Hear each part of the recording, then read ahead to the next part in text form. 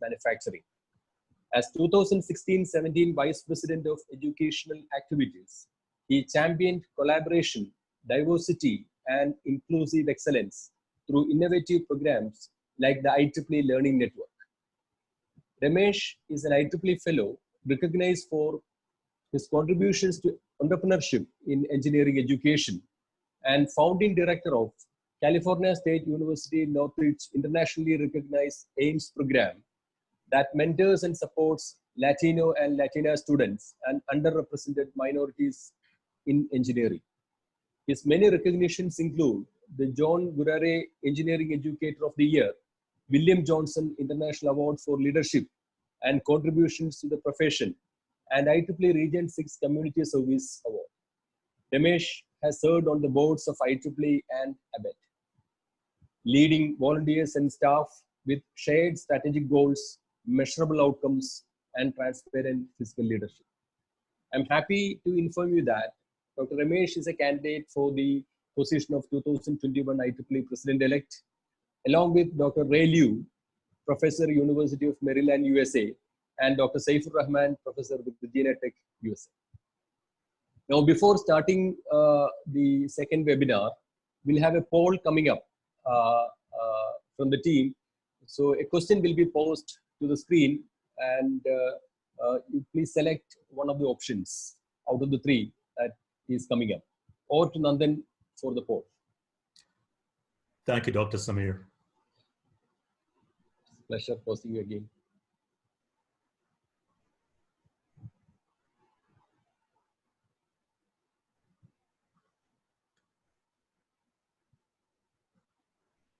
So while we're waiting on the poll, if you can see my background right there, that is Machu Picchu in Peru. And I was actually, Machu Picchu, yeah. I was there in 2014 to do an accreditation workshop for ECACIT, which has now been accepted into the Washington Accord. And I thought that would be a good background for us today, because accreditation is a mountain, and the only way you climb the mountain is one step at a time, right? Yes. But always look at the clouds and know that the peak is well within your reach. So. Yes. We have participants registered. Apart from India, we have participants from Ecuador, Kuwait, Morocco, Peru, Tunisia, and Uganda. It's wonderful to hear. As a matter of fact, you know, one of our volunteers had reached out to me, the Director Region 9, Alberto, and Ecuador is very interested in hosting a similar series. So I believe Mara Falcone might be on the call today. So welcome, Mara, if you're there, and looking forward to it. Great. Yeah, so we have some interesting feedback coming from the survey, like about 23% of faculty members are considered, are thinking that they are planning to go for an ABET accreditation, and about 70% they're basically thinking of going in for the future. So it's a good statistic. So with that positive note, over to Ramesh for the second webinar in the series on ABET criteria. Thank you so much, Professor Samir, and I hope that everybody can hear me, and you can also see my screen with the slides up there. So before I begin, just one point and just one message to the participants. Like you can type in your queries and questions about this webinar in the chat window, and we'll take it up towards the end of the program. Thank you. Sorry for the disturbance, Ramesh. No, not at all. And Dr. Samir, I know you're planning to send a more detailed survey instrument to all of the participants following this webinar. So I kindly request anybody who's participating to take a few minutes after today. So I have, at the moment, it's about 10 minutes past 8 o'clock Indian Standard Time. And I have a lot of material to cover today, but we're not going to rush through it, right? We want to make sure that everybody has a clear understanding of the topics that we're going to cover today and walk away from this with some really workable definitions and knowledge about ABET accreditation criteria. So my plan is to speak for approximately 1 hour, and then after that, we'll open it up for questions. As Dr. Samir indicated, please continue to post your questions in the chat window. Both Professor Samir and Professor Nandan will continue to monitor that, curate the questions so that we can address the top questions at the end. I will also have my contact information at the end because given a webinar of this size, it is probably unlikely and impossible to address all the questions in the limited time that we have. So if your particular question doesn't get asked and you still have more that you want to talk about, by all means, feel free to contact me directly. And I'm usually pretty good. You know, I'm a 24/7 kind of person. So you can expect an answer from me within a day at the latest. So again, without much ado, delighted to be part of this. I want to applaud the IEEE Kerala Section and the Dr. APJ Abdul Kalam Technical University, Kerala Technical University, for hosting this series as part of your strategic academic alignment initiative. So without much ado, today's webinar, let's see, before we get in, I want to thank a couple of people who are responsible for supporting me in the entire webinar series. One is Dr. Michael Milligan. Michael is the Executive Director and CEO of ABET. A number of you perhaps in India are familiar with him due to the numerous workshops he's done under the auspices of ABET, under the auspices of IUCEE, etc. I also want to acknowledge Jessica Selwick. Jessica is our Chief Financial Officer as well as our Chief Operating Officer. So before I started putting my slides together for this webinar, I reached out to Jessica because Jessica handles a lot of our workshops. ABET does a number of workshops to train organizations, to train evaluators, to train institutions and programs around the world. So I reached out to Jessica just to bounce some ideas off of her, and she gave me some really great tips as well as some slides. So I want to make sure that I acknowledge both of them for their contributions. All right, so here's what we covered in the first webinar.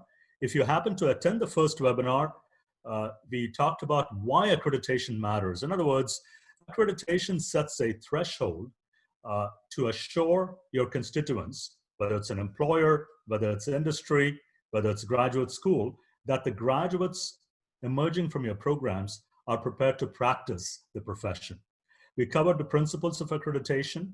One of the questions that came up after the first webinar, specifically related to the audience in India, was that if you're already NBA accredited, do we need to apply for ABET accreditation? And if you remember, ABET accreditation is voluntary. In fact, all accreditation is voluntary. It is a way by which you demonstrate to your constituents, whomever they may be, about the quality of your programs. It is not a ranking system. We have a set of criteria that are developed by professionals, and all you're trying to do is to ensure that not only do your programs, your students are demonstrating those outcomes, but at the same time, you're aspiring to continuously improve your program.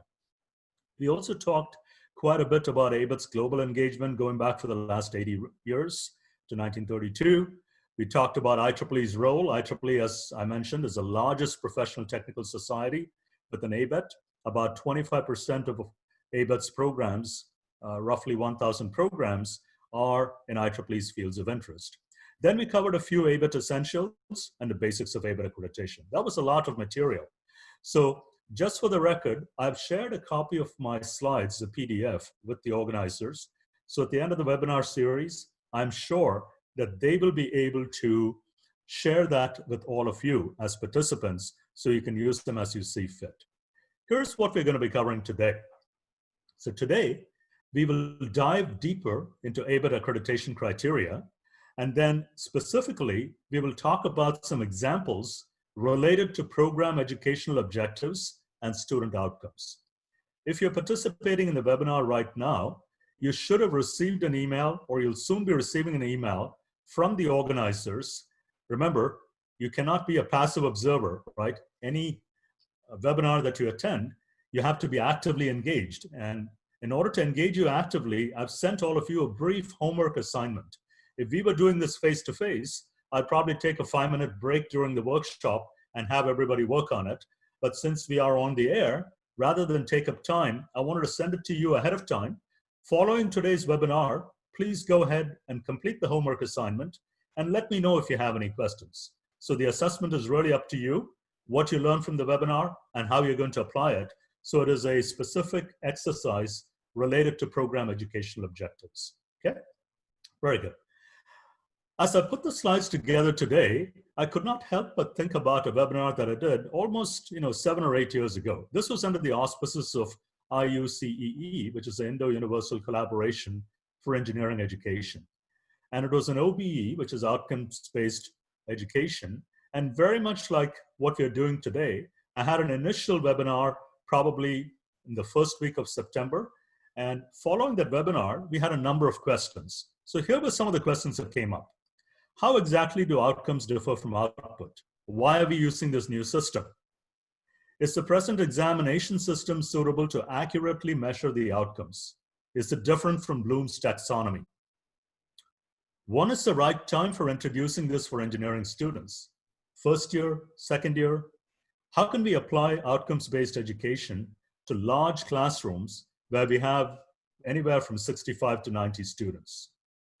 We have program objectives and semester objectives. These are integrated into the course objectives. Is this not the outcome that is asked? How do we design and assess outcomes in engineer and society, environment and sustainability, professional ethics? And then finally, the expected outcome varies with the perceptions of individuals. If that is the case, how do we bring about uniformity in academic delivery? I thought these were really, really wonderful questions. And in a way, they reflected the feedback, some of the feedback that I got after the first webinar, which is people are eager to understand the nuts and bolts of accreditation. And the only way to do that, ladies and gentlemen, is to jump into the criteria, talk about what the criteria means, start with some common definitions, and then go through some examples so you can actually see what is being applied. Now, before I do that, let me also say that every program is unique. No matter where you are in the world, every program is unique. What we are trying to do with accreditation is to ensure that all programs, no matter where they are, no matter what students they serve, no matter who the faculty are, apply the same principles when it comes to accreditation criteria.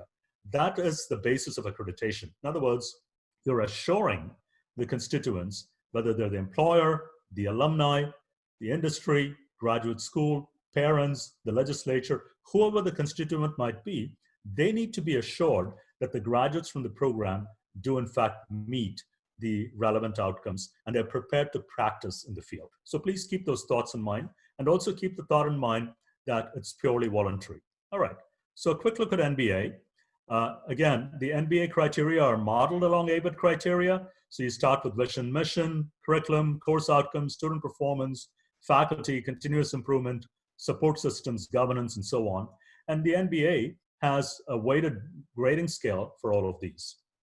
The other slide I want to share with you are the attributes. So engineering knowledge, problem analysis, investigations of complex problems, modern tool usage, engineer and society. If you notice, I've highlighted a number of words there: apply, identify, formulate, use, create, select, and apply. So these are all verbs. In other words, these describe the actions connected to these subjects, whether it's engineering knowledge, problem analysis, conduct investigations are concerned, so that anybody emerging from your program, a graduate, is actually able to demonstrate these outcomes at the time of graduation.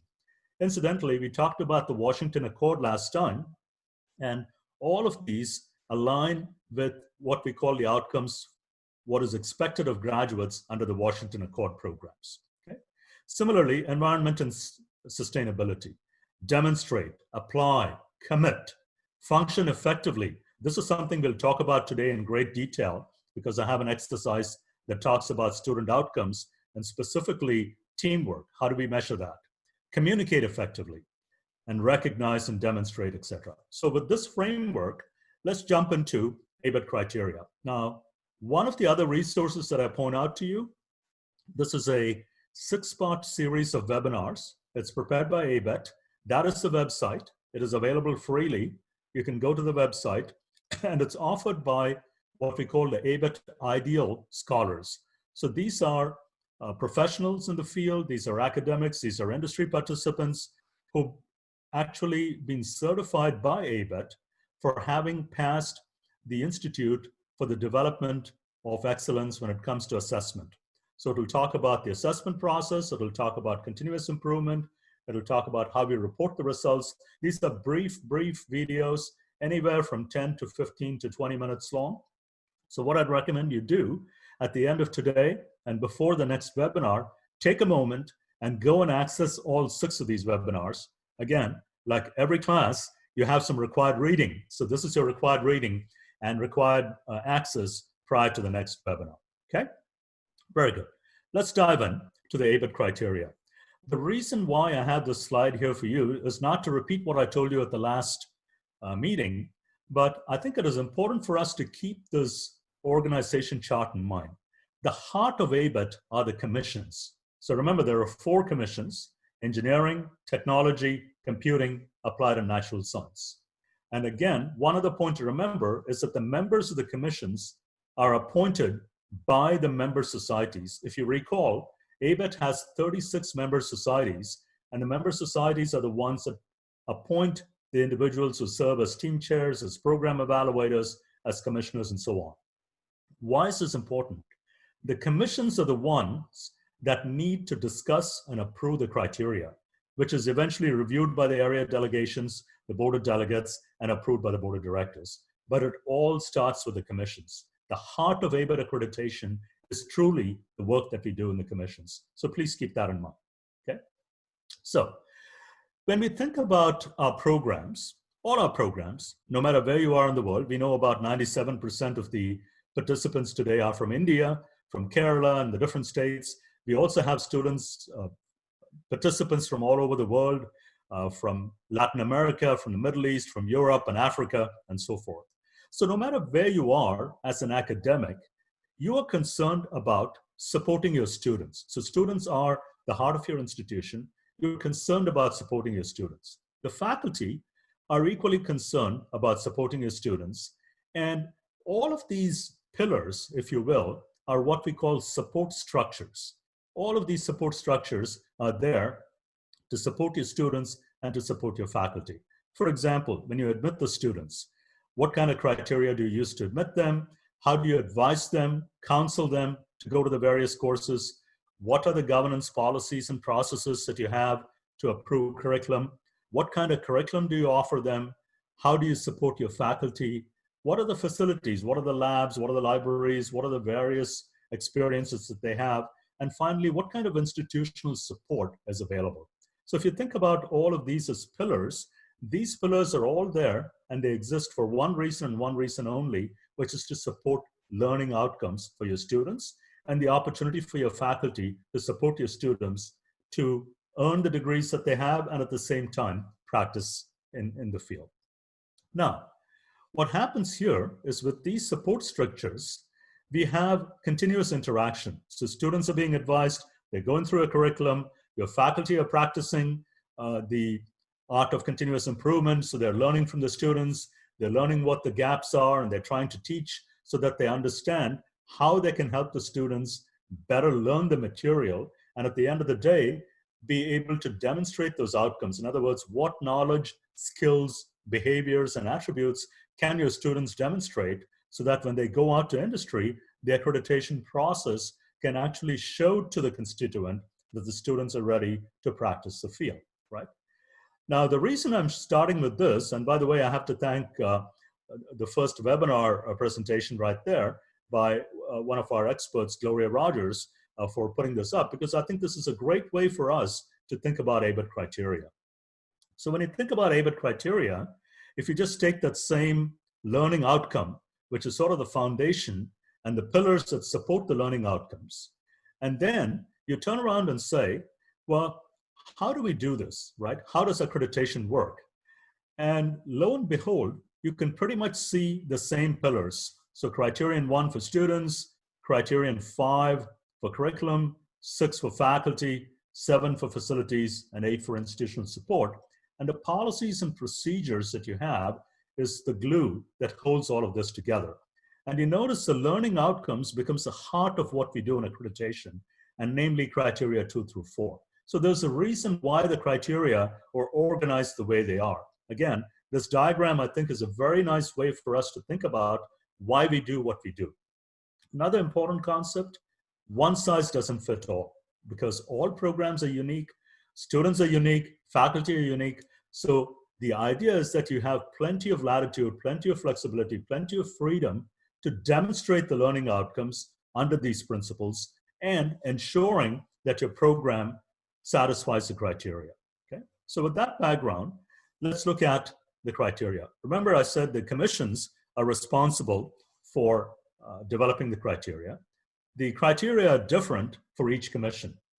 So depending on which commission you are, the criteria are different. Some are harmonized. I'll mention that in a minute. Usually, the commission on an annual basis will go through, they might make a normal, minor changes here and there. They might talk about the intent of the criteria. They might change a few things here and there. But anytime there is a major change, for example, we changed criterion 3 on student outcomes. We changed criterion 5 on curriculum, right? So these were major changes that took almost a decade to change. At the end of that, in 2015-16, the Engineering Accreditation Commission, I'll speak for EAC, put the criteria out for public review and comment. So that whole process took a few years before the criteria were approved. So that is what we do when it comes to ABET criteria. Again, to remind you, we have 8 so-called general criteria, and then we have program criteria that depends upon the program that is being accredited. So let's say you're accrediting a program in electrical engineering. The member society responsible for that is IEEE, and IEEE may have specific criteria when it comes to the curriculum, when it comes to the faculty, as it applies to an electrical engineering program. Let's say you're applying criteria to a mechanical engineering program. In the same way, ASME, the American Society for Mechanical Engineering, which is a lead society for mechanical engineers, they would have specific criteria when it comes to curriculum and faculty. So the general criteria are common to all the programs. The program criteria are specific to the particular program that is being accredited. And please remember again, the heart of accreditation again is 2, 3, and 4, namely educational objectives, student outcomes, and continuous improvement. And as we said before, some criteria will be common. For example, 1, 2, 4, 7, and 8 are common across all the commissions. So in other words, if you go to applied and natural science, if you go to engineering, if you go to engineering technology, if you go to computing, you'll see the same language when it comes to criterion 1, criterion 2, criterion 4, criterion 7, and criterion 8. However, 3, 5, and 6 will be different, as they should be, based on the commission that you're working with. Okay? So that's what we mean by harmonization. 1, 2, 4, 7, and 8 are harmonized. As a matter of fact, if you go to the ABET website, you can download the so-called self-study questionnaire templates, and that's a good starting point. As we get into the exercises, you'll see what is being asked for, right? And a good way for preparing for the exam is to think about the possible questions that an evaluator might be asking you. So starting with these would give you a good starting point to see how do we advise students, how do we design the curriculum, where do we measure the outcomes, how often do we measure the outcomes, how do we report them, and so forth. So please take a look at these templates. 3, 5, and 6 are commission specific, as are program criteria, okay? So before we get started, a few definitions, and I'm going to go through this quite rapidly because I expect that many of you are familiar with this. But at the same time, it's important for us to have a shared common understanding because we'll soon be talking about applying these in a practical context. So the definitions are basic sciences, college level mathematics, complex engineering problems, engineering science, and team. So basic sciences are disciplines that are focused on knowledge or understanding of fundamental aspects of natural phenomena. So it can be chemistry, it can be physics, it can be any natural sciences, including life, earth, and space sciences. Now look at the caveat on top. Computer science is not considered a basic science, okay? So keep that in mind. College level mathematics. The most important thing for you to remember here is that when we think about ABET accreditation criteria, college level mathematics consists of mathematics that requires a degree of mathematical sophistication, which is at least equivalent to that of introductory calculus. And then we give some examples. We say it could include differential calculus, integral calculus, probability, statistics, linear algebra, discrete mathematics. Specifically, pre-calculus and remedial math are not considered college level math. So let's say somebody's taking a course in algebra or trigonometry, just in order to get familiar with mathematics before they move on to calculus. Those cannot be part of your curriculum as far as accreditation is concerned. They may need it in order to get calculus, but it cannot be part of your curriculum. Complex engineering problems. Now here you have a number of characteristics. So it says that it should involve one or more of the following characteristics. Again, please remember one or more. In other words, it doesn't have to be everything. It just needs to have at least one of these characteristics. Wide-ranging or conflicting technical issues, having no obvious solution, addressing problems not encompassed by current standards and codes, involving diverse groups of stakeholders, including many component parts or subproblems, involving multiple disciplines, or having significant consequences in a range of contexts. I'll give you one problem for context. Right now, whole countries, the entire world, is talking about when we can reopen the world, as it were, right? When would it be safe to reopen the world? There is a whole set of issues that we need to address before we can think of safely opening the economy. We need to think about the rate of infection. We need to understand how the infection is spreading. We need to be able to track and trace individuals. We need to have a vaccine in place so that when people get infected, we know that there is a possibility to get them cured. So these are all the constraints that you're dealing with. And if you're attempting to solve this problem, you could attack one of these and you can say, my problem right now is to prevent the infection from spreading, right? That is just one characteristic. And you say one way for us to do that is to shelter in place, which is what we're all doing around the world so that the infection doesn't spread. So I'm just giving that to you as a way of understanding a complex problem, but just keep in mind that only one of the characteristics is needed. You don't have to satisfy all of them when you solve the problem. Okay. Engineering science. Now this was largely unchanged. Basically, it says that you need to apply mathematics and basic science and carry the knowledge further to solve engineering problems. And the other important word that I see here is that it provides a bridge. It's a bridge between mathematics and basic sciences and engineering practice on the other. So consider math and basic science as the tools in your tool chest, and the problem that you're solving is an engineering problem, and this is the bridge. Engineering science connects the two so that you're able to scale that mountain peak that you see right behind me. Okay, so go on. Engineering design. Okay, now, if you talk to any faculty member, no matter what discipline they're in, they'll say design is a process of devising a system, a component, or a process.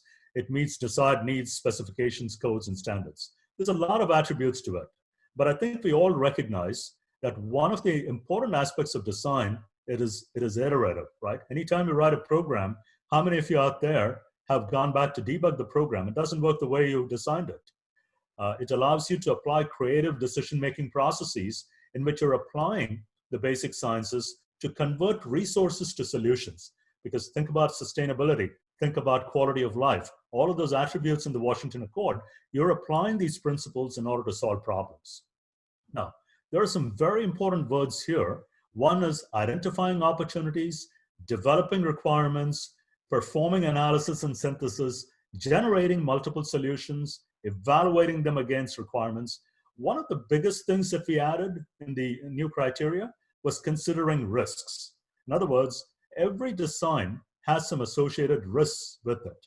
It could be a resource risk, it could be a health risk, it could be something that involves personnel, but we want our designs to take into account the risk, because remember again, the purpose of accreditation is quality assurance. So people are depending on us. When you design an autonomous car, when Tesla designs an autonomous car and says you can put it on autopilot and you can drive the streets of Los Angeles without your hands on the steering wheel, we rely on that system. We rely on AI, we rely on 5G, we rely on IoT, all of those technologies working together. So what are the risks? Under what conditions do we need human intervention? So these are all important questions that we need to ask. At the same time, there are codes, there's cost, there's ergonomics, functionality, interoperability, because Let's say you come up with a new model. How do the old models work with it? Legal considerations, maintainability, manufacturability, regulations. There's just a whole host of things. Perhaps the biggest thing that I want you to consider here, and it's really important, we consider engineering to be an enabling discipline. Considering risk has been explicitly added to engineering design. So when you think about design, when you teach design, when your students practice design, always have them with the mindset that there is risk in every single process that they do, and be able to evaluate that as they're designing their system. And the other thing that I want to mention is, we are using the phrase for illustrative purposes only. So what it means is that these are not mandatory and neither are they comprehensive. As a matter of fact, you may come up with other constraints that we haven't thought about. These are just some of the constraints. And in fact, from an accreditation standpoint, there is no requirement that all of these be required in one particular course. You may spread this across your curriculum. You may spread some of these across the curriculum. We're just saying, here is some guidance for you. Here are some of the things that you need to be thinking about when you're designing a program, whether it's in computing, technology, engineering, applied or natural science. A team. This is a question that often comes up, right? And we said, we need to know what a team is. So this is how ABET defines a team. A team consists of more than one person, right? So one person doesn't constitute a team. I is not a team. We are a team. A team consists of more than one person working toward a common goal and should include individuals of diverse backgrounds, skills, or perspectives. As a matter of fact, right now, I'm sitting on a committee of ABET, which is called the IDEA Council, Inclusion, Diversity, Equity Advisory Council. We are trying to dive a little bit deeper to explain to programs, to explain to our constituents what we mean by diversity, what we mean by equity, and what we mean by inclusion. We're really trying to go through and give them some guidance on what we mean by that. But let's take this definition for now and say a team consists of more than one person working toward a common goal. So diversity in team definition should be understood in the context of, when we get to student outcomes, student outcome number 5 talks about teams. Also in the next webinar, next Friday, I'll be talking about continuous improvement. So criterion 4 assessment and evaluation definitely should address teams and teamwork, right? So please keep that in mind. Okay, so now we go into the criteria. And the criteria, again, remember there are 8 general criteria and there are program-specific criteria. Criterion 1 deals with students. Everything from how students are admitted to your program, who your students are, what their characteristics are, what their demographics are.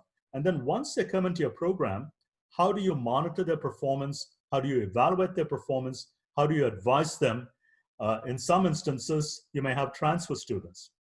For example, I talked to you about the AIMS2 program that Dr. Samir introduced to you at the beginning when he talked about me.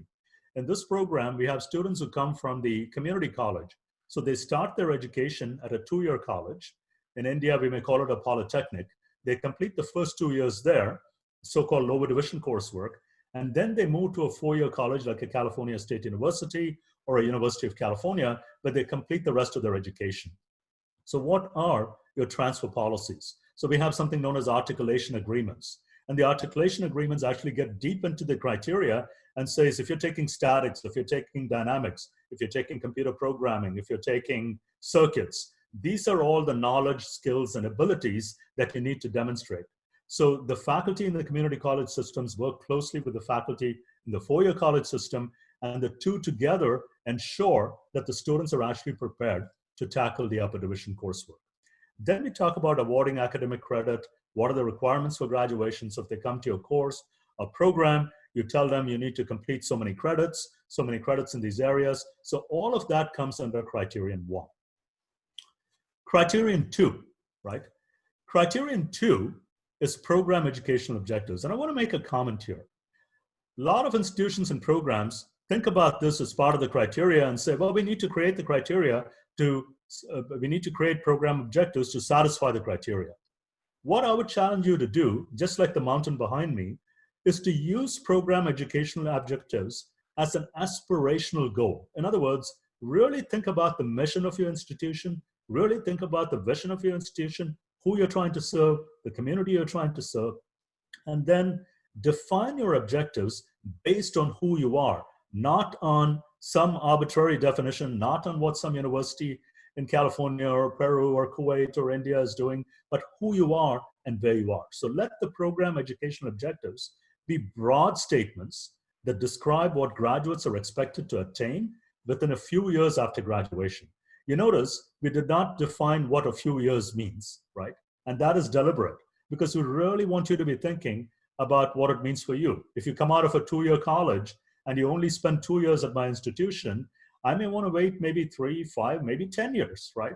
But it really depends on who your program's constituencies. So this is a very important aspect, right?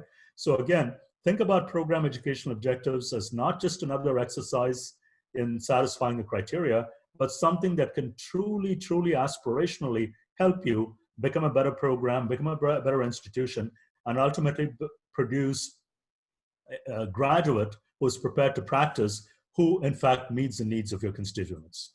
So what are some of the criteria? One, it must be published. It must be consistent with your institutional mission. It needs to be aligned with your needs of your constituents, and that's the exercise we'll talk about. And third, it needs to be consistent with ABET criteria. Here are some of the things. In order to be consistent, any process that we do has to be systematic, it has to be documented. So in other words, you need to be having some process by which you're going through, reviewing your objectives, ensuring that the faculty own the objectives, by the way, but they get input from the constituents. And as they get input from the constituents, they need to be reflecting on it and documenting what the reflection process is in order to ensure that everybody understands, all your constituents understand, your graduates understand what your objectives are, okay? For example, and I'll give you a few examples now, and we'll go through a little deeper dive later in this webinar. Here's an example. Our engineering program graduates will effectively lead, work, and communicate in cross-functional teams, be effective in the design of engineering solutions and practical applications of engineering principles. Very broad. It talks about working in teams, cross-functional teams. So this could work for a specific program, right? Second, it says serve their local community, be successfully employed in an engineering or related field or accepted into a graduate program. Again, you're thinking about aspirational goal. When students graduate from their program, what do you want them to do? You want them to go and serve their community. You want them to be employed in an engineering profession. You want them to go to graduate school. Maybe they want to become a professor. Maybe they want to go into R&D, work for a company, develop products. So these are some of the broad objectives that we put in the what we call PEOs. Okay. Student outcomes. Unlike the objectives, remember we said the objectives are attributes that your graduates are going to demonstrate a few years from graduation. In the case of student outcomes, they describe what your students are expected to know and be able to do by the time of graduation. In other words, remember criterion 1 when the students come into your program, whether they start in the first year or they start as a transfer student, you have a lot of inputs and processes, the curriculum, the faculty, the labs, the facilities. You have a number of processes, advisement, exams, and so on and so forth. How can all of these address the outcomes, namely the knowledge, the skills, and the behaviors that you expect your students to know? So now we have 7 outcomes. We're going to talk about them very briefly. Previously, it used to be called A through K. This is a process we went through. It took about a decade in our case, very deliberate. Engineering Accreditation Commission and all the commissions started talking about student outcomes, how we need to make it more relevant, right? So now we have 1 through 7. Those are the outcomes. And in a way, criterion 2, 3, and 4, if you remember, 2 is in objectives, 3 is in outcomes, and 4 is in continuous improvement. That is sort of the engine in the whole accreditation process when you think about it as a program. So 1, ability to identify, formulate, solve complex engineering problems. Again, I want you to go back and look at the definition of what a complex problem is. Applying principles of engineering, science, and mathematics. Ability to apply engineering design to produce solutions that meet specified needs with consideration of a number of factors, right? Now, keep in mind that all of these, in other words, with consideration, so they have to be considered. It just doesn't say it has to be all considered in one course. It can be spread across your program. And again, all of these can be spread across the program. You can say this is how our program allows students to demonstrate outcomes, where they look at global, they look at cultural, they look at social, they look at environmental, economic factors. So one comment. Student outcome 1 requires complex problems. Now, as a program, you may not have noticed the addition of complex, right? So please go back to the definition of what a complex problem is when we talked about it earlier. Namely, it doesn't have a simple, unique solution. It is an open-ended problem. It may include a number of different variables. So again, programs do not need to include all the elements of the definition, just one, right? All you need to do is to have one element that shows that students are actually able to demonstrate ability to apply, right? Ability to identify, formulate, and solve complex engineering problems by applying them. Then let's look at number 2, student outcomes number 2. Here, I have to emphasize all factors must be considered, right? So what are the factors? The design has to produce solutions that meet specified needs with consideration of public health, safety, and welfare, as well as global, cultural, social, environmental, and economic factors. Again, list of factors that must be considered, even if all the factors do not influence a specific design. So remember, you're thinking across the program, right? So the expectation is at some point in the curriculum, maybe in the first year, second year, third year, fourth year, you will be addressing all of these factors. You certainly do not have to have all of these, everything incorporated in one course. In fact, I'd advise against doing that because that's like cramming for an exam and trying to demonstrate to everybody that you understand the principles, when in fact all you've done is to regurgitate what you memorized the night before. What we're trying to do is how you're applying this across the curriculum. Criterion 3 and student outcome 3, right? Ability to communicate effectively with a range of audiences. So the key word here is range of audiences. So what do we mean by that? And I'll describe that. Second, an ability to recognize ethical and professional responsibilities, make informed judgments, which must consider the impact of engineering solutions in global, economic, environmental, and societal contexts. So these are the outcomes 3 and 4, student outcomes 3 and 4. So when we think about 3, programs have the freedom to determine the range of audiences. So when you think about your students, a range implies that they have at least 2 audiences. For example, they might be writing an article for a professional journal. They might be doing a project for industry. They might actually be working on a project to create ventilators to help frontline doctors and nurses. They might be looking at a new scheme to produce renewable energy. They might be dealing with venture capitalists who want to come and invest in that project. They're thinking about end users, faculty, right? They might be doing a project for a faculty. Right now, I have a computer science faculty who's working with me on my team on AIMS2. In computer science, they have a lot of programming assignments, and he's looking at some automated testing protocols. In other words, every time a student writes a program, instead of manually going through and checking it, he's actually trying to create some automated testing protocols. He's actually having a group of students create that automated testing protocol. That is their project, right? Or it could be something you do for outreach. You know, we talked about community service. In IEEE, we have a number of programs, EPICS, Teacher in Service Program, Eta Kappa Nu, and so forth. You actually go out to the community and you help them. It could be the layperson. You're trying to help lawyers and doctors and other professionals understand what engineering is. The important thing to remember is that ABET is not prescriptive. So when you say range of audiences, all we're asking for is more than 1, right? So you pick any 2. 2 is the minimum, right? That's a range. And you can say, my students are working to communicate with external clients. They're communicating with end users. Again, trying to just give you a little bit of flavor to this curry. I'm using an Indian analogy that I'm developing here, right? So it's not just bland, but you can add to it as you see fit. Okay. Student outcome number 4. Maybe the most important thing in this outcome is the consideration of impacts, right? So in other words, it is not necessary for every engineering situation to require the global economic, environmental, societal context be major considerations. What is important is that you consider the impact, because that is what is the key, right? And then you document the consideration. So you might say, well, you know, in order for us to open the economy, and again, I'm using COVID-19 as an example, but there's so many examples out there, we need to have a vaccine in place. Well, what is the economic cost of that? It may take 12 months to develop a vaccine. There's probably 10 raised to 40 possible combinations of antiviral drugs, and we're using high performance computing and scientists around the world to try and bring this down to a manageable number. Then we have to go through preclinical trials, clinical trials, ultimately develop something that's safe, that we can deploy, that we can manufacture, that's economic, that is safe. So many constraints. So document your considerations, consider the impact, and then use your judgment accordingly. Next, ability to function effectively on a team whose members provide leadership, create a collaborative, inclusive environment, establish goals, plan tasks, meet objectives. Again, we define the team as at least having 2 members. Ability to develop and conduct appropriate experimentation, analyze and interpret data, use engineering judgment to draw conclusions.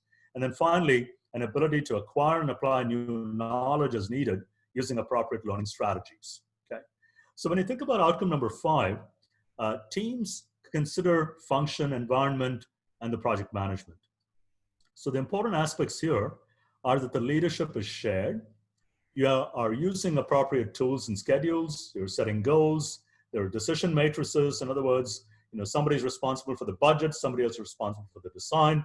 Someone else is responsible for manufacturing. One of the projects we have in our mechanical engineering curriculum is called a formula car. So students actually design a car from scratch.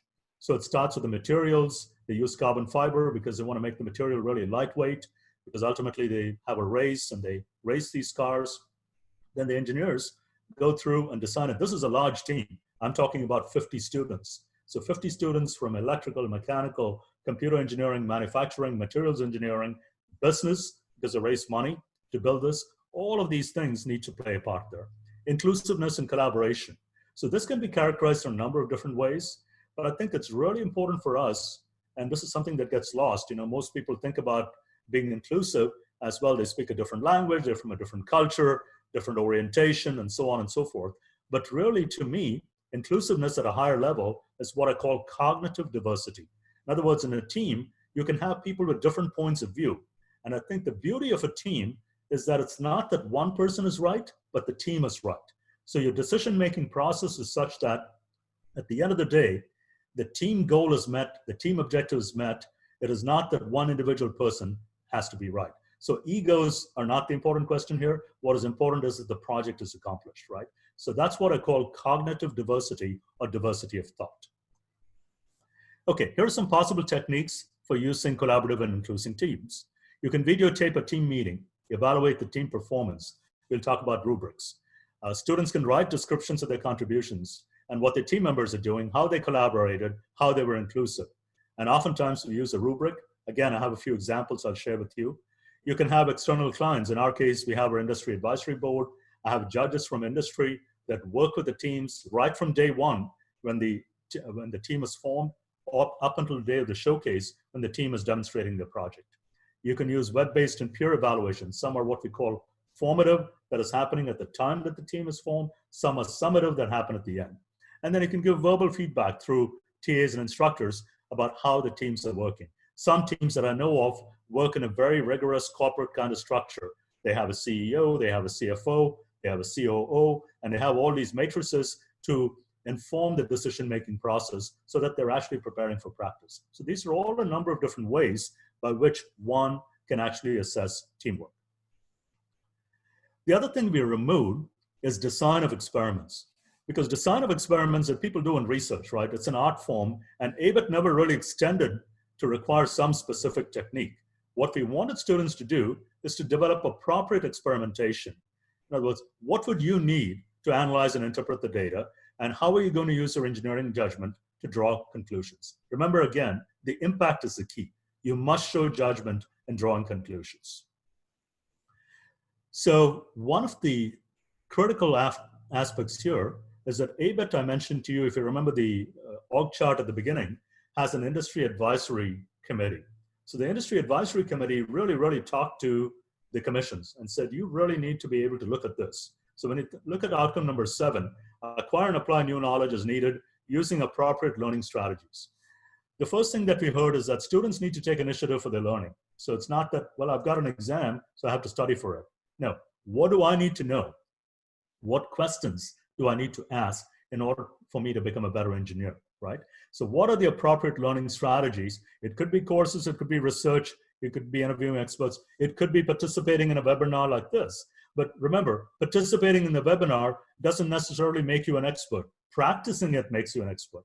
Learning from your failures and adapting to it makes you an expert. So it's meant to be broad, so you can approach it in many different ways. But we really said, how do you acquire and apply new knowledge and use it using appropriate learning strategies? Okay. The other question that comes up, and programs often say, just tell us what to do, right? Just tell us what to do and we'll go out and do it. Can we just use outcomes 1 through 7 verbatim? Well, you could, if the program has no stated student outcomes, you just put outcomes 1 through 7, claim them as your own, and then go ahead and measure those. However, you have the opportunity to add additional student outcomes. The key is you cannot alter the intent or diminish the meaning of that outcome. So remember 1 through 7 on the criterion 3 on student outcomes. No matter what outcomes you add, make sure that you're covering 1 through 7. It should be published. And this is critical, number 4. It must be assessed, evaluated, and used, right? So this is going to be the focus of our next webinar, continuous improvement process, how we assess, evaluate, and use them in the continuous improvement process of the program. And then the other question that comes up, sometimes, and we think about electrical engineering, computer engineering, there might be sharing courses, right? There might be a course on computer architecture, or there might be a course on machine language programming that both the electrical engineering students take and the computer engineering students take.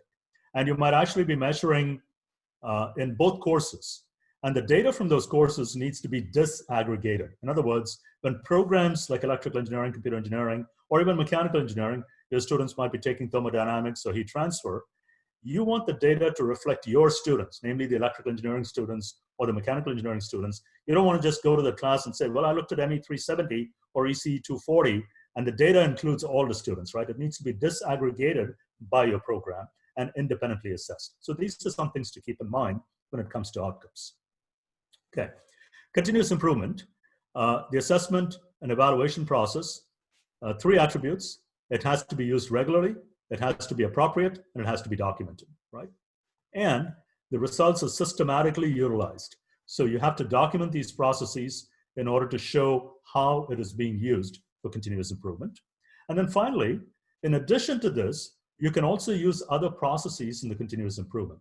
But you cannot just use ad hoc processes. In other words, let's say you did an interview or you happen to hear from a constituent. You could use that, right? That could be plugged in. But your process still needs to be there. It has to be regularly used, it has to be appropriate, and it has to be documented. Curriculum. We already said this is specific to the commission. So on the curriculum, it has to specify subject areas that are appropriate to engineering, but we don't tell you what courses, right? All we say is that it has to cover the content, it has to be consistent with the outcomes, the objectives, and ensure that the students are prepared to practice the profession. So what must it include?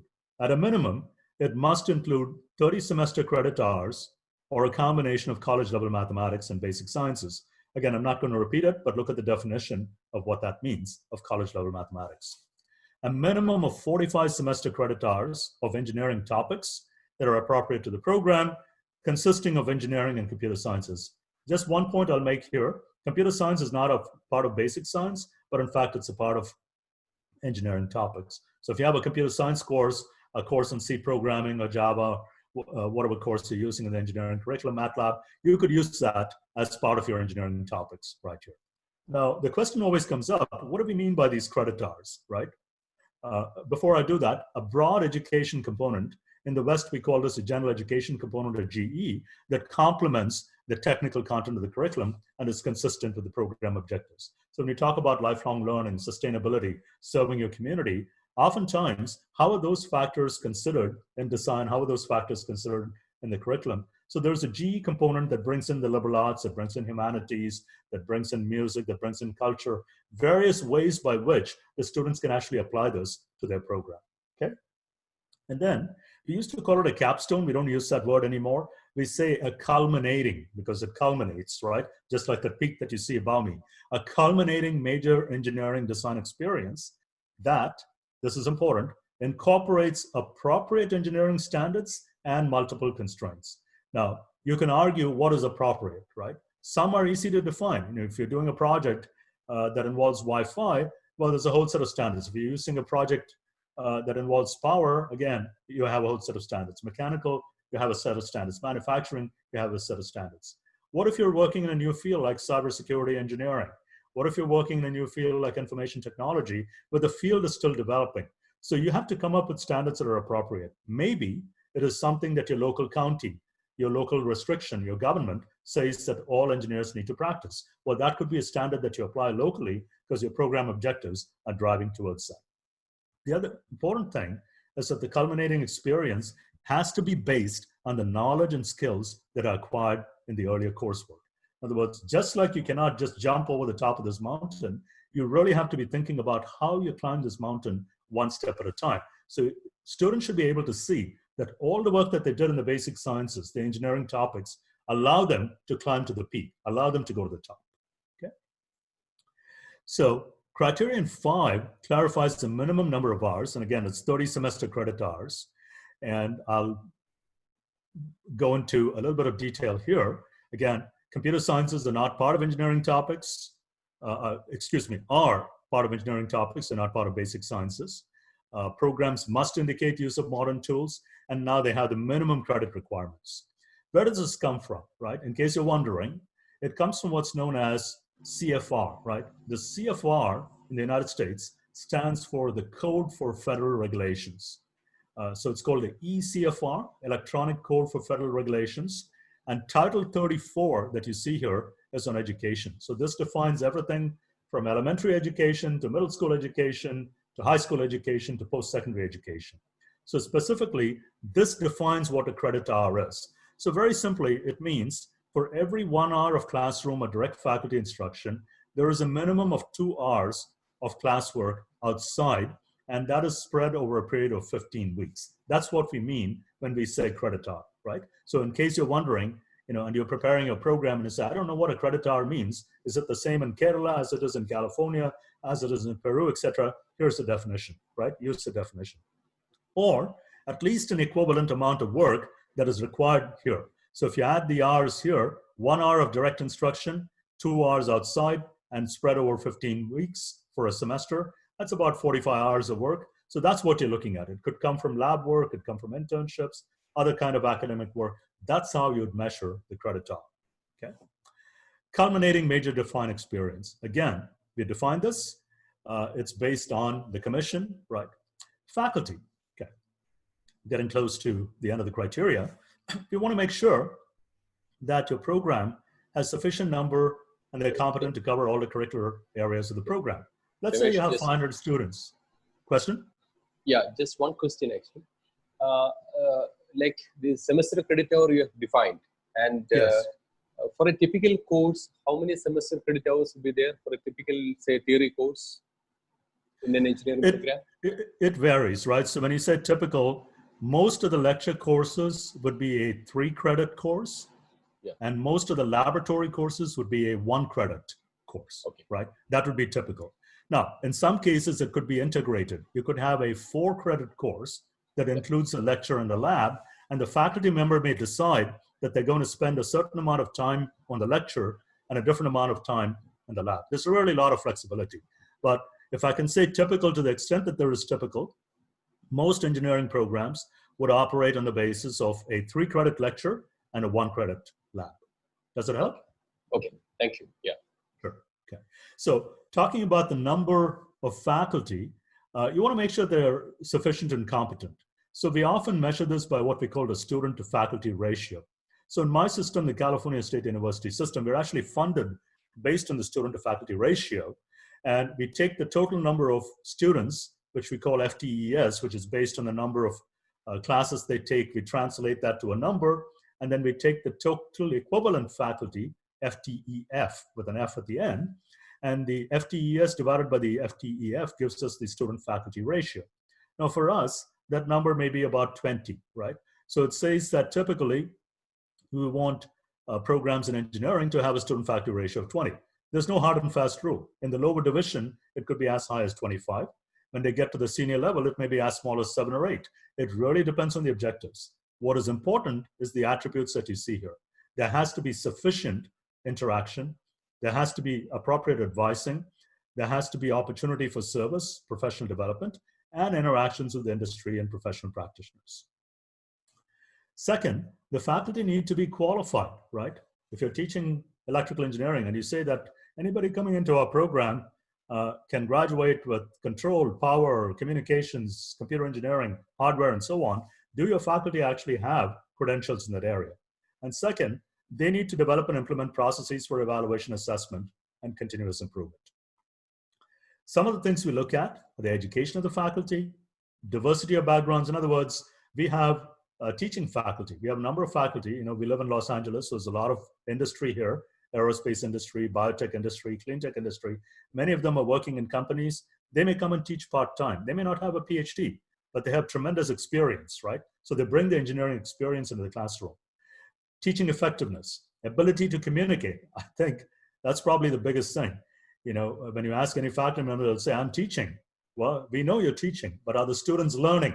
That's the question, right? When we talk about outcomes, we're talking about student learning. Enthusiasm for developing more effective programs. Well, it's great that you attended this workshop today. It's great that you're developing these programs. What one thing did you take from this workshop that you actually put into practice in your classroom, right? That's enthusiasm. Participation in professional societies. Number of you, I know about a third of you are IEEE members. You're actively participating. Licensure as professional engineers. So these are all factors that we use to judge competence of faculty. Classrooms, pretty standard. Are the classrooms, offices, labs, equipment, libraries, etc., sufficient? Do they support the attainment of the outcomes? Are they conducive to learning? Are they being maintained? Do you have a budget to systematically update them? And then finally, institutional support. Now this is your governance. So your chancellor, the correspondent, the director, the dean, the department head, the program coordinators. How are all of these people working together with the faculty, with the students to ensure the quality of the program, to ensure the continuity of the program, right? So in a nutshell, we've defined 8 criteria, right? So I'll repeat again what the 8 criteria are: students, program educational objectives, student outcomes, continuous improvement, curriculum, faculty, institutional support, which is 8, and we have the facilities, right? Okay. Now we're going to move on to program criteria, and we'll get into a few exercises, okay? So each program must satisfy applicable program criteria, and this is typically involving 2 areas, either curricular topics or faculty qualifications.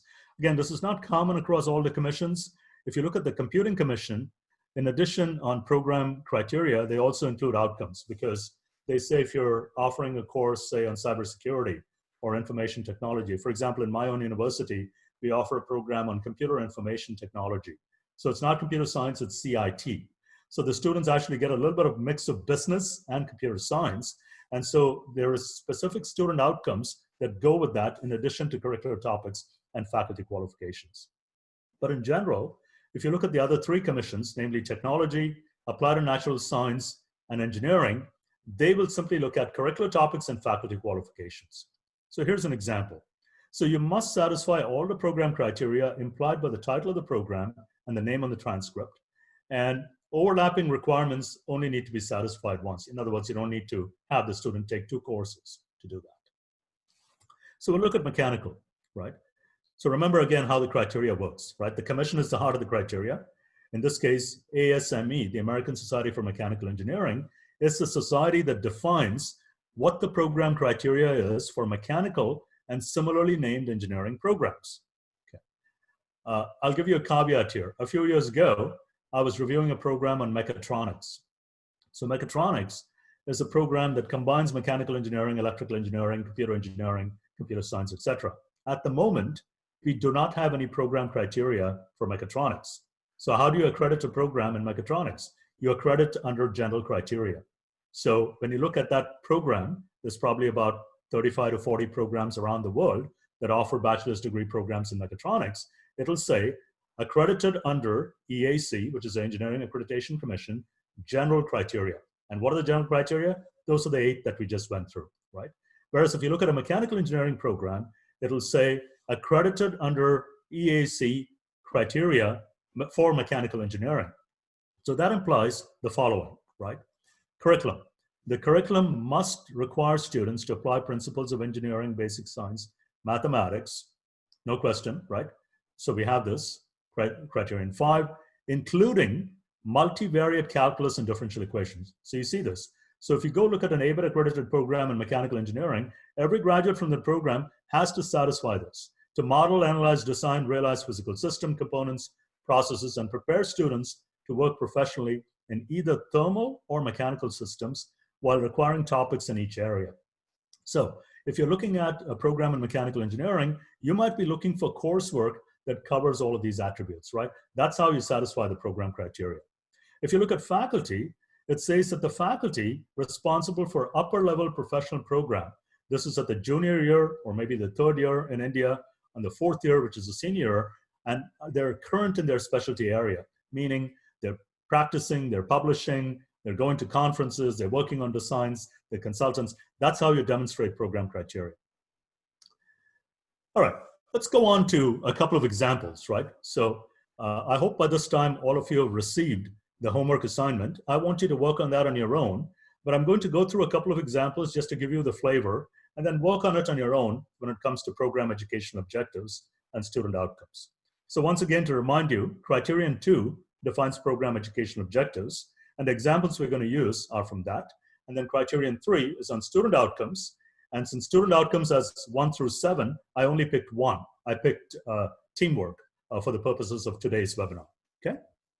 So how do we revise and review our program objectives? Where does it start? It starts with your constituents, input from your constituents. Where does the input go? It goes to your faculty. So your faculty review the input, and they decide that they're going to recommend some program educational objectives, okay? Now these program objectives, they may say, well, no further changes are needed. Great. So at this point, you've come to the part where your constituents have told you, the faculty have reviewed it, and they said, this is great, these are recommended, you publish, that's your program educational objective, okay? What if you need to make some changes? You say that after review by your constituents, you decide that additional changes are recommended. Well, now you go back and make those changes to your objectives, and again, review the results, again, recommend objectives, once again, review by your constituents, and following that, you go back and publish your objectives. So you see how the loop works, right? It begins with the constituents, and then reviewed by the faculty, recommend, and then you can go through this loop a couple of times. Okay, so I thought I'd use an example from my own university, right? Because obviously I can't give you examples from other places because it's confidential information between ABET and that institution, but this is my own university. I was dean of a college, so I can certainly talk about what we do. So this is the vision statement for California State University at Northridge. So I highlighted a few things. So California State University Northridge is inspired by the belief that a commitment to educational opportunity, inclusion, and excellence will extend the promise of America to succeeding generations. Our graduates will be the vanguard of leaders for this century, committed to sustaining a democracy in which a diverse people share in the rights and responsibilities of citizenship, proficient in applying technology to wise purposes, dedicated to securing a humane world community and sustaining the bounty of the earth. Okay, lots of words there. But I highlighted a few things. Vanguard of leaders for this century, leadership, proficient in applying technology, securing a humane world community, service, and sustainability, sustaining the bounty of the earth. So that is the vision of the university. Now let's look at the program educational objectives for the electrical engineering program at my university. So it's an example. So the electrical engineering program at Cal State Northridge prepares a diverse group of graduates, so again addresses diversity, for lifelong careers in that field that will allow them to make productive contributions to society and to find personal satisfaction in their work. To accomplish this, the graduates of the electrical engineering programs will meet the following educational objectives. The electrical engineering program strives to prepare graduates that will have professional careers in electrical engineering or related technical fields, or continue their studies at the graduate level and continue their professional development through their careers. Again, just reflect on what I read to you and think back to what the mission of the university is. Vanguard of leaders for this century, diverse, inclusion, proficient in applying technology, securing a humane world community, sustainability. And you see the same things being reflected here. Diverse group of graduates making productive contributions to society, finding personal satisfaction, and they meet the objectives. The other thing to remember about Criterion 2, I know it was only about 45 minutes ago, but just like our students, we forget. They need to be broad, they need to be reviewed by the constituents, and they need to be systematically monitored to ensure that they meet the needs of the constituent. Let me give you one more example before we get to the next aspect. So this is for civil engineering, right? So I have a civil engineering program. I actually have 8 accredited programs in the College of Engineering and Computer Science, a couple by CAC Computing and a couple by EAC, right? So the mission of the civil engineering program is to provide our students with a broad base in engineering education to prepare them for entry into professional practice in civil engineering, as well as to inculcate them in a recognition that civil engineering is a people-serving profession.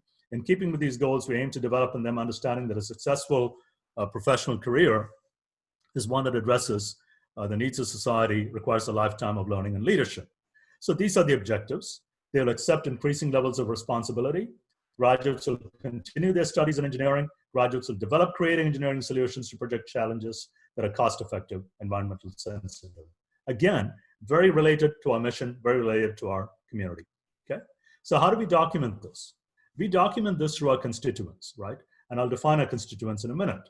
At the department level, we have what is known as the Industry Liaison Council. We actually call students our constituents, although one could argue and say, well, students do not know what is expected when they leave, but we survey our students. You know, once the students are in the program, we ask them, what do you think electrical engineers do? What do you think mechanical engineers do? And so forth. We do an exit questionnaire in the senior year. We survey our alumni, we survey our employers. At the college level, we have an industry advisory board. This is higher level than the department that also reviews the program educational objectives. Number of programs. There are 3 unique programs that I created when I was dean. One was called Tech Fest. Another one is Project Showcase.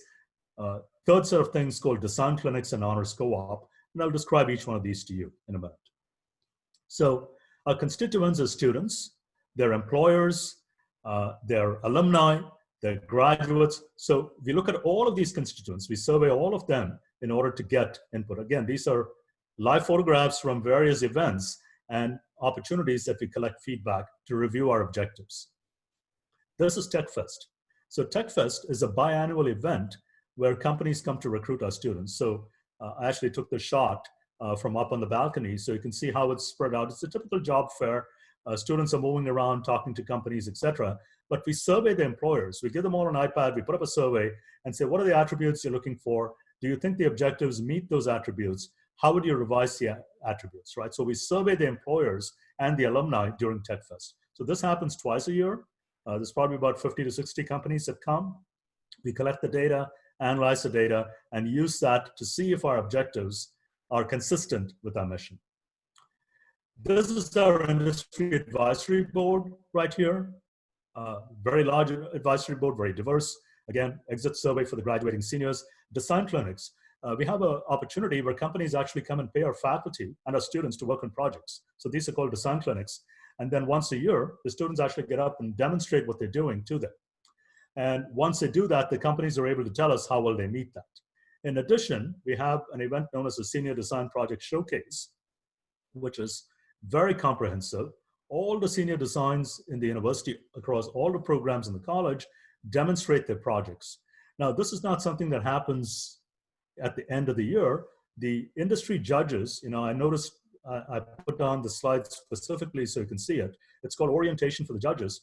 The judges are actually working with the teams throughout the year. So we have about 30 to 35 members from industry who are working with the respective teams from mechanical, electrical, computer science, manufacturing, from day number 1 all the way to the end of the showcase, where they're evaluating them, okay?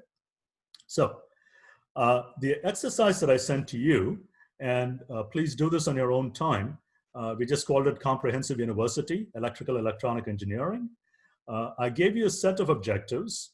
So these were the objectives. It's an example. So it says produce graduates who do 1 through 6 right here, right? I want you to keep in mind what a good program education objectives and what the requirements are. Number one, it has to be broad. It has to be reviewed by the constituents, and it has to be something that is systematic and documented, right? So just by way of example, you can look at number one and say, this is not quite broad because it gets into the details, right? It's talking about electrical power generation, manufacturing. That's very specific. Who knows? 5, 10 years from now, that may not be what they're doing, right? So maybe that is not a very good program objective, just by way of example. You look at number 4, it says work in an environment, and it gives you a number of different attributes. As you read that, I want a bell to go off in your mind that says outcome. That's an outcome, right? Because students need to be able to define problems, develop solutions, implement them, design. Those are all outcomes. Those are not objectives, right? So that's definitely not something that you want to do. So think about these objectives in the homework assignment that you got, and in your own mind, apply the principles, right? That it needs to be broad, it needs to be effective, it needs to be systematically utilized by all your constituents, and put that down under strengths and weaknesses. You don't need to submit this to me, but if you have any questions, you can certainly ask me, right? That's what I wanted to share with you here. Professor Samir, how are we doing on time? We are just 9:20, so probably we can go another 5 to 8 minutes, and we'll go for maybe another 10 minutes of questions. So we can go up to 9:45 comfortably, I think. So I have another 10 minutes to complete my webinar. Is it good? Okay, that'll go. Okay, because I'm jumping into outcomes. You know, we did PEOs, and I have another example there. So again, thinking about program assessment, these are the student outcomes that you're trying to measure, and this is your courses, and I deliberately posted the courses like a jigsaw puzzle. So you have all the courses or some of the courses contributing to the outcomes. So you can do the outcomes assessment at the course level, again, recognizing that what you're trying to measure are student outcomes. This chart shows you sort of some of the attributes. So when you're looking at course assessment, obviously it can't cover all the topics connected to that subject. And it cannot also cover all the concepts connected to the topic. It depends on the course. It might be a freshman course, it might be a senior course, and so on. Similarly, program assessment cannot cover all the outcomes related to the objectives. It may cover some of them, right? If you look at the assessment data, one of the important things to keep in mind is that course assessment data is taken at the concept level, whereas program assessment is taken at the performance indicator level. I realize I haven't talked about performance indicators yet, but I will in a moment. We'll talk about cognitive as well as affective assessment. And so there's different ways of doing this. The key is this is what you're trying to demonstrate. In other words, you're trying to ensure that student outcomes are being satisfied. And you do that through a combination of course assessment and program assessment. The example we will take is teamwork, right? So the student outcome that we're trying to measure in this case is ability to function effectively on a team. Now, in order to measure the student outcome, you need to have what are known as performance indicators, right? So what is a performance indicator? And we'll talk about a rubric in a minute. So generally in assessment, we use something known as Bloom's taxonomy. So we're all familiar in coursework. When we teach courses, students remember, right? Remember what we're teaching, they understand, and they apply it to solve problems. At higher level courses, they may be analyzing this. And as they go further in the curriculum, they may be actually evaluating, comparing different designs, and then eventually they're able to create their own designs by asking their different questions. This is what we call Bloom's taxonomy for what is known as the cognitive model, right? So we can define instruments that measure how well they remember, right? It could be a multiple choice test, how well they understand, how well they apply, how well they analyze. And then as they go deeper, we can design instruments that look at what we call effective learning. So what is effective learning? One of the critical things about outcomes is outcomes are not the same as outputs, right? You give grades in courses, you measure graduation, retention, etc. Those are all outputs. The outcomes are the knowledge, skills, and behaviors, right? The knowledge and skills, perhaps you could measure cognitively using Bloom's taxonomy, like I said, in different courses in your program. But when it comes to effective learning, you really need to be thinking about behaviors. So in other words, if they're working on a team, in this case, is the person open to receiving information? Are they responding to the information? Are they participating? Are they willing to include others? Are they including other thoughts, other points of view? How do they characterize building a team, and how do they value complex problem solving? These are all what we call affective learning, as opposed to cognitive learning, which we're all very familiar with. So here we're going to talk about performance indicators, specifically on teamwork. And the 4 performance indicators that we've put up there. One is researching and gathering information, fulfilling duties of a team, sharing the work of the team, listening to other teammates. So these are the performance indicators. Who sets this? The faculty set this, right?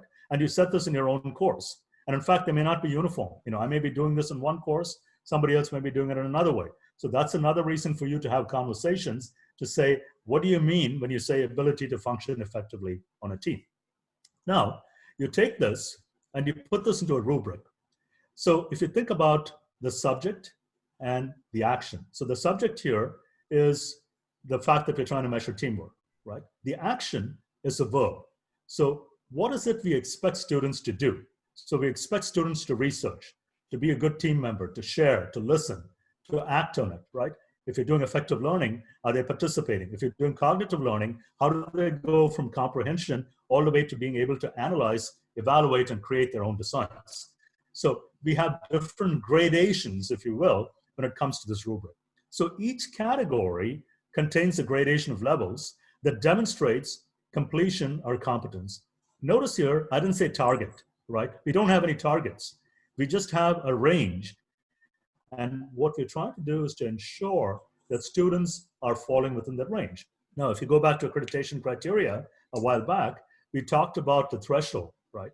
We just want to make sure when we get all of these inputs, we analyze all of this, we'll get into this detail on CQI, how does all of that fit into ensuring that the program meets the threshold for satisfying that outcome, right? It's not the individual student. All the students, the faculty, the curriculum, the program, all put together. How does it meet the threshold, right? How does it get you one step closer to get to that point? Not a target, but a range. So here's how a sample rubric might look like. So again, remember the attributes: research, gather information, fulfill team role, share work, listen to other teammates. And the gradation, this is a scale of 4. I've seen people use a scale of 5. It goes from unsatisfactory to exemplary. So for example, unsatisfactory does not collect any information related to the topic. Exemplary collects a great deal of information related to the topic.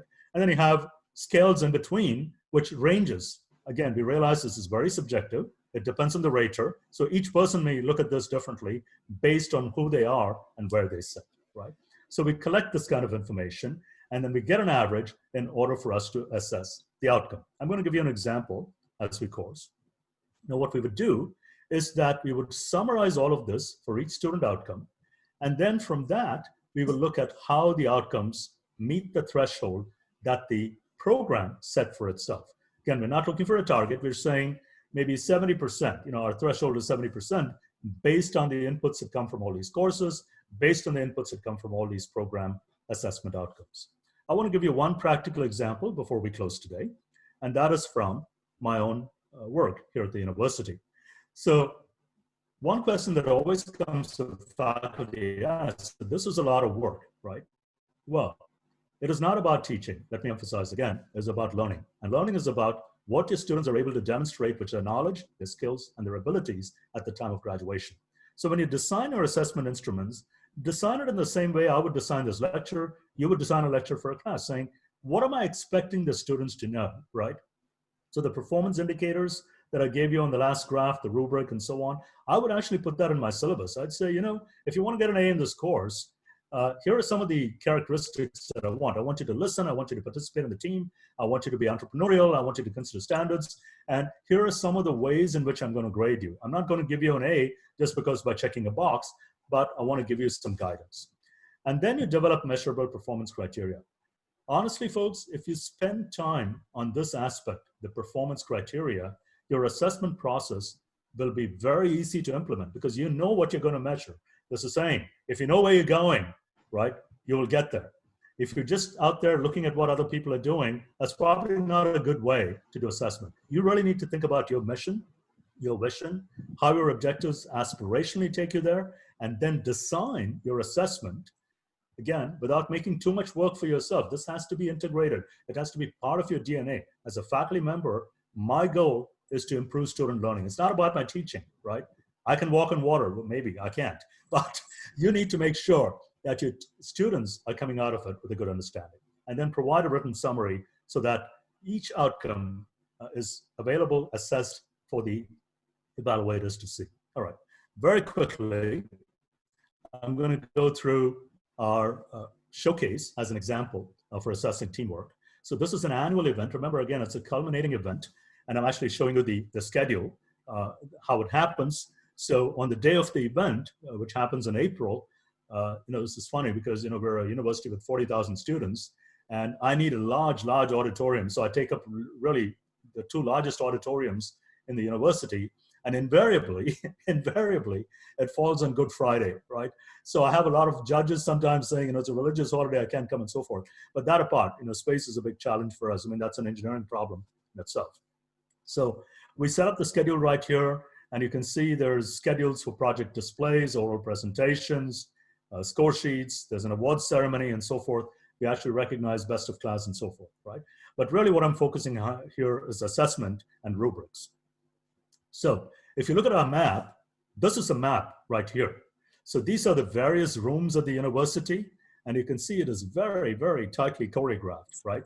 So if you look at the teams, each team is listed here. You can see the department. CS is computer science, CECM is civil engineering, construction management, ECE is electrical computer engineering, the MSCM is manufacturing systems engineering management, and so on and so forth. Now, each of these, you have the teams with the start time and end time, the specific times for Q&A, because some of the judges are common, so we have to really, it's a logistical problem. We have to put this all out. We have a break in between for the judges. And then, if you look at the display projects, similarly, the display projects are all listed. So this year, this particular year in 2014, we had about 24 projects for oral presentations and 23 for the displays. There was probably about, I want to say maybe 300 to 400 students participating in the showcase. But the work that you didn't see was the whole year that the judges spent working with each of these teams. In other words, as they defined their project, as they did their project, ultimately, this is the culminating aspect that they're coming to evaluate them. So how does it work? So we said 15 minutes for the presentation, 5 minutes for Q&A, and 5 minutes for transition, right? So the judges tally the scores. Remember the orientation, all the judges go through an orientation. They're certified. None of the judges are from the faculty. All the judges are from industry, right? So this was my idea. So 10 years ago when I created Showcase, all the departments are doing this on their own. I said, we've got to bring this together and do this as a college so that we can exemplify who the college is, right? And the fact that industry judges are involved in it from day one, that to me shows how the graduates are prepared for practice when they leave, okay? So here are the attributes. Again, remember when we talked about teamwork, researchers, participates, etc. The attributes here are clarity, methodology, interpretation of results, completeness of the project, articulation of objectives, and how they handle Q&A. This is just the oral presentation. So if you're talking about communicating effectively. Now you can go one step deeper and look at it. So each of those categories that I showed you, clarity, methodology, interpretation of criteria, completeness of the project, presenter's ability to articulate, to handle questions, each of those is further broken down into sub-attributes. So if you're talking about clarity, are the objectives stated clearly? Is there logical development? Did they use visual aids? Did they use examples, right? What kind of techniques did they use? Are they factually accurate? Is the group involved? So we break this down into greater detail, and then each judge has a range. Between 0 and 9 is unclear, between 10 and 20 is clear, and they can give a score. And we set this all up automatically, so we give them each an iPad. As the students are going through, they're just clicking on a number, and the data is automatically collected and analyzed, so that at the end of the showcase at 5 o'clock in the evening, I actually have some results on how the students did. And of course, I have the virtual feedback as well. So this is for the oral presentation. For the project displays, we want to make sure that each of the teams has sufficient time. But again, remember there's 24 teams and there's only a limited amount of time. I have a limited amount of space. So we give 10 minutes per project evaluation, but this is only during the showcase. I want to emphasize the judges have been working with the team throughout the year. The actual evaluation of the showcase just happens on that one day, right? So that please keep that in mind. That's not just based on those 10 minutes, but the 10 minutes is during the display portion. So again, during these 10 minutes, the judges move as a team. We have a combination of judges, and they go through and they look at these attributes: technical content, objectives and outcomes, project management, presentation and display, and intangibles. You know, somebody came up with something innovative in the display. Similar to what we did for oral presentations, we actually have a rubric here. So technical content, project objectives, management, display, intangibles, and then we break that down further and give the reviewers a scale between 1 and 5. And you know how engineers and computer scientists are. I get people putting decimal points there, and we give them the flexibility. We say, that's okay. And if you said it's a 3.2 or a 2.7, I'll take it because I don't know what your scale is, but I'm willing to accept that that's where you think that particular team came up. So this is how we collect the data. This is how we analyze the data. In the next webinar that's coming up, we're going to be talking about how we close the loop using all of this data, right? So we come to the end today, covered a lot of ground. We covered the definitions, the basis for ABET accreditation criteria. We got into a lot more depth about program educational objectives. We got into some depth about student outcomes assessment. I gave everybody a homework, actually 2 homework assignments. One is to watch the webinars on the ABET webpage. There's 6 of them. It's probably about an hour and a half.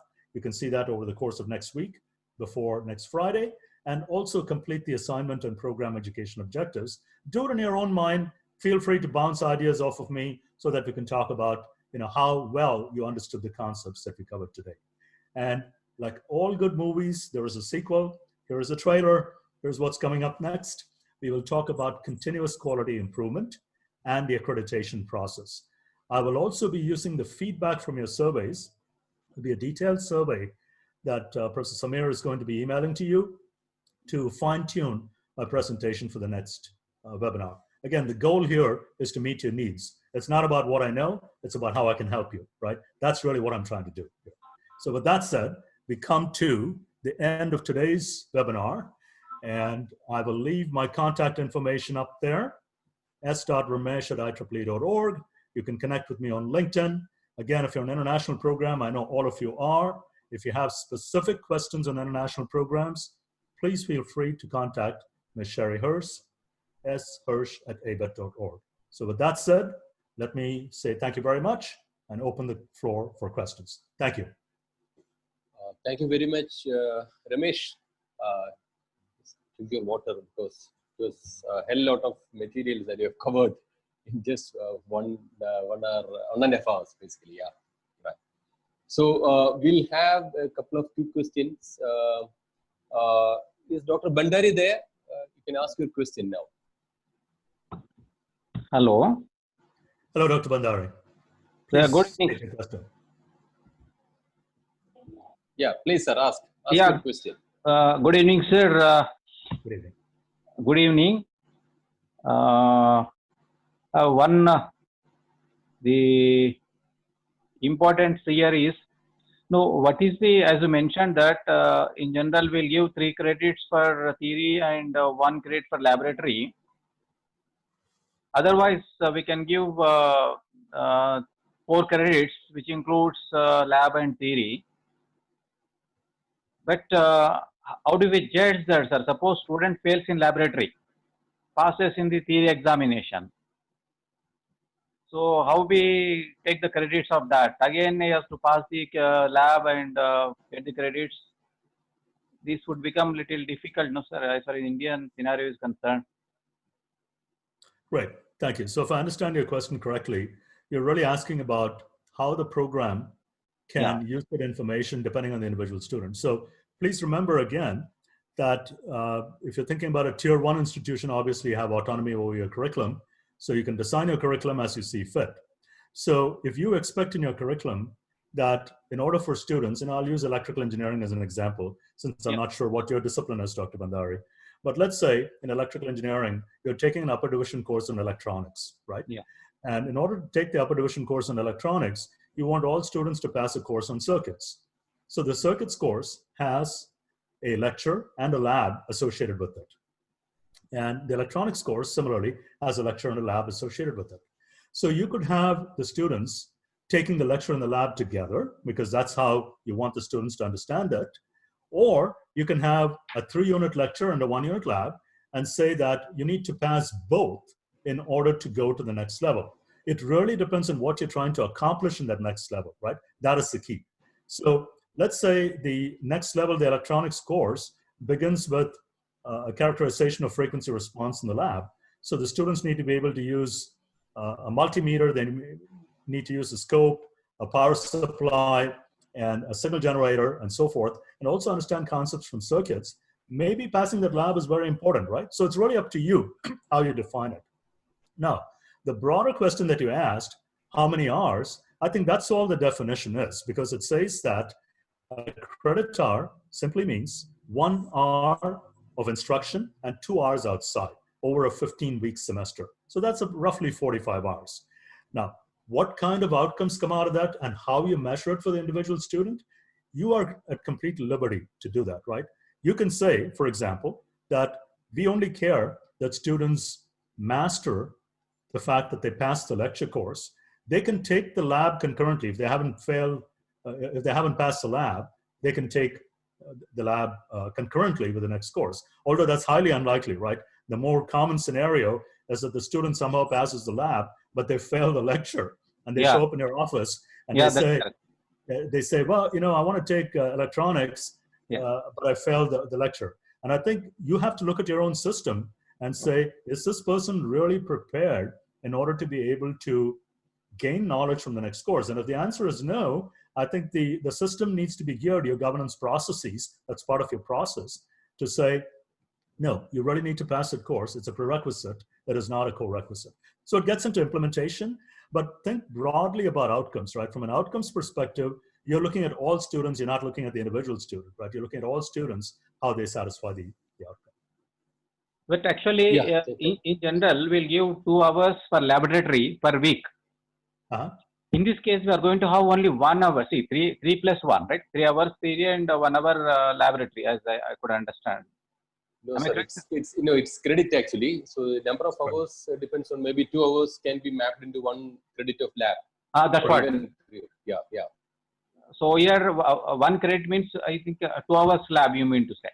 Yeah, could be right. Yeah, fine. Thank you, sir. Thank you very much. Yeah. Thank you, Samirji. Thank you. Yeah, thank you. Yeah. Sir, Ramesh, just another question. You have mentioned about different boards of ABET actually.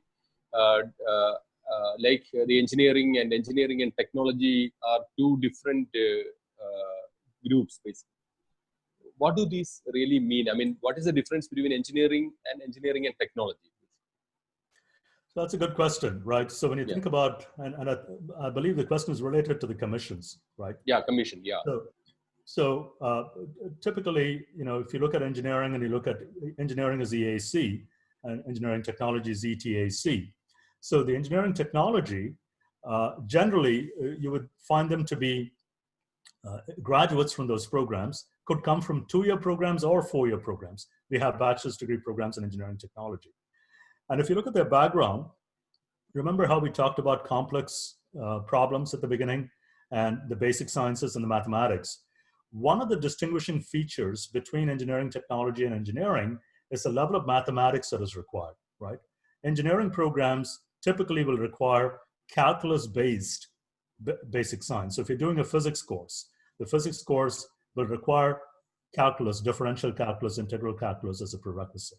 Whereas if you're doing an engineering technology program, you may be able to do a course in physics without taking a calculus-based math course. Another example is you could be in an engineering technology program and you could be doing circuits, let's say, right? You're getting a bachelor's degree in electrical engineering technology, EET. And so you do circuits, which is essentially looking at DC analysis, if you will, right? Because you've not done differential equations. So since you've not done differential equations, you probably cannot be taught transient analysis or you cannot be taught AC analysis, because both of those depend upon first order differential equations, second order differential equations with constant coefficients and so on. So if you don't have that calculus background, you will not be able to apply it. So that is one way for you to differentiate it. At the practice end of it, you would expect that graduates from engineering programs typically would be able to do analysis, would be able to do problem solving at a higher level compared to graduates. You know, in a technology program is more about somebody who is able to take the constraints, be able to develop solutions, be able to build things, be able to test them, etc. Some of those things are common, but you can go to each of the commissions rather than me try to explain to you what each commission does. Go to the ABET website, abet.org, and click on commissions, right? And accreditation criteria. So EAC will describe engineering accreditation criteria, ETAC will describe technology accreditation criteria, and I just gave you two examples of how they're different. One in the mathematics background in terms of how they apply the curriculum, another one in terms of practice, what graduates from technology programs do as opposed to engineering programs. The other thing to keep in mind is licensure and graduate school, right? Hopefully that helps. Yeah, please. One last question. Like all these criteria that you have mentioned are for the undergraduate program. When it comes to the graduate programs, in Indian context, when it comes to the MTech programs, do the criteria remain the same, or even the accreditation process itself is different for the master's program? So we haven't talked about the master's program because I wasn't sure, you know, how much the audience was interested in that. But there's, again, a separate program criteria for master's level programs. So master's level programs, at a minimum, they'll meet all the basic criteria, the 8 that we talked about, right? The general criteria, students, objectives, outcomes, continuous improvement, curriculum, faculty, facilities, and support. So those 8 are still there, plus specific attributes for master's level programs. So that exists too. So again, if you go to the ABET website, just like we set program criteria of depending on the discipline, there is master's level program criteria that need to be submitted. The process is the same. We'll talk about the process next week.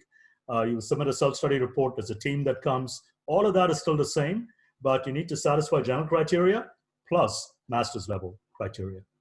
All right. Yeah. Okay. And how do we expect the participants to return the assignments? We have shared the question with the participants.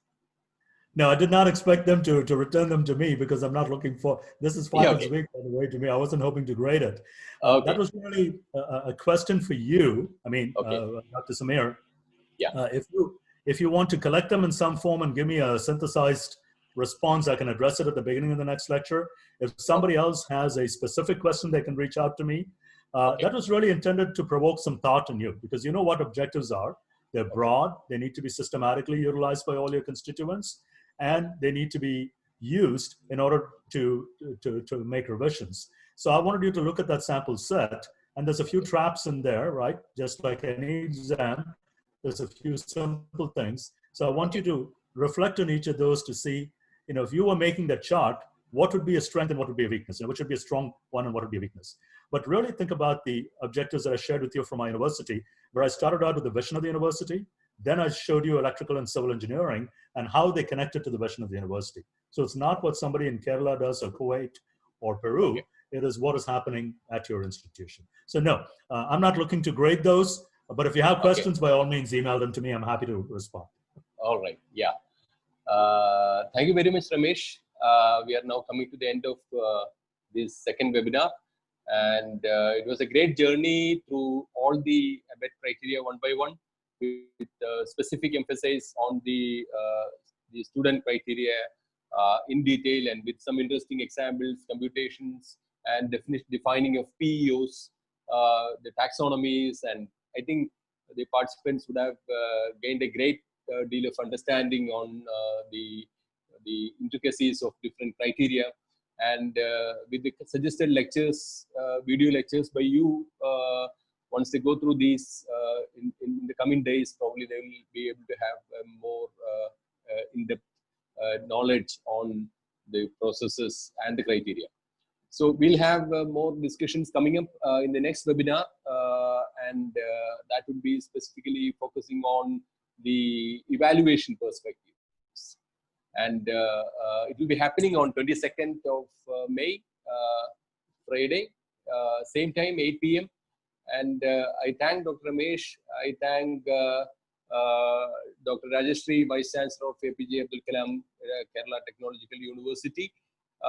And I thank all the participants who have actively registered and participated for this program from all over India and from various other countries such as Peru, Ecuador, Kuwait, and Tunisia, Ghana, Uruguay, and other countries. Thank you very much, and have a great day, Ramesh, and then good night to most of the Indian participants. And we all from Kerala section look forward to meet you for the next webinar.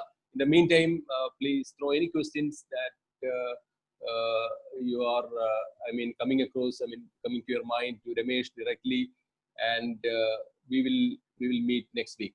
Thank you. And I just want to say one word, Professor Yeah. Samir, if I may. Yes. If you could kindly respond to the survey instrument, Yes. you should be receiving a survey instrument. So kindly respond to that, because again, that is the process of continuous improvement. So I really, really appreciate the time, energy, and commitment of the volunteers from the IEEE Kerala section, the Dr. So I thank, Technical University. Yeah, I thank my support team, Professor Nandan, Amira, Gautam, and all. And as Ramesh mentioned, continuous improvement is a very, very important aspect of accreditation. So we'll be sharing the survey questionnaire maybe tomorrow. And please do participate in the survey, which will take only a couple of minutes to complete. Thank you very much. Be safe, be healthy. Yeah. See you next week. Thank you. See you next week. Bye now. Bye. Bye. Take care. Thank you.